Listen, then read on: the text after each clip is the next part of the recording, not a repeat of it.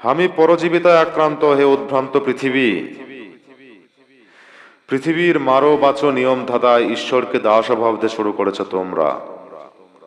প্রকৃতির হেয়ালিময়তায় অদ্যাবধি আমি পৃথিবীর কিছুই হতে পারিনি। যে পরিমাণ দয়া প্রেমমহতা থাকলে মানুষ নিজকে ঈশ্বর ভাবতে শুরু করে, তাতে আমার ঘৃণা হয় মনুষ্যকুলের উপর। কি অর্থে পৃথিবীতে এলেম তা জানতে এবার তৃতীয় জন্মে পা রাখলাম। আমি প্রকৃতির স্বাভাবিক গুঞ্জনে হারিয়ে গিয়েছিলাম শেষ জন্মে। মৃত্যু না হয়ে জন্মানোর দুর্বুদ্ধ ক্ষমতায় আমি পাথর হয়ে জন্মাতে চেয়েছিলাম।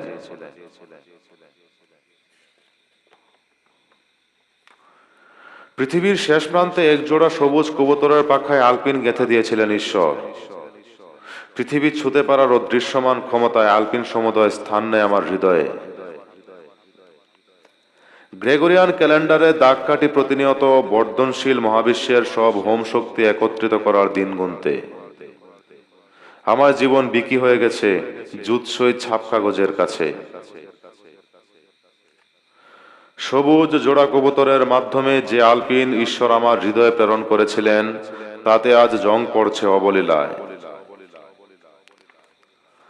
বাতাসে বুক লাগিয়ে শূন্যে দাঁড়িয়েছিলাম মধ্যাকাশে।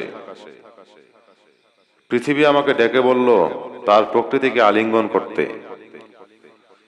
শতবর্ষ পরে আবার আসবো সেটা বলে আমিও চললাম ঈশ্বর পানে, যেখানে নিয়তির ছায়াপথে উত্তাল উল্কাহাটে এক নক্ষত্র পরিমাণ ক্রোধ নিয়ে। প্রাণ সঞ্চালক এ মহাবিশ্বের সকল আকরিক একত্র করে আমি জীবনের সূর্যে ছুঁড়ে ফেলে দিয়ে তাকে বহুদিন বাঁচানোর ইচ্ছা পোষণ করেছিলাম।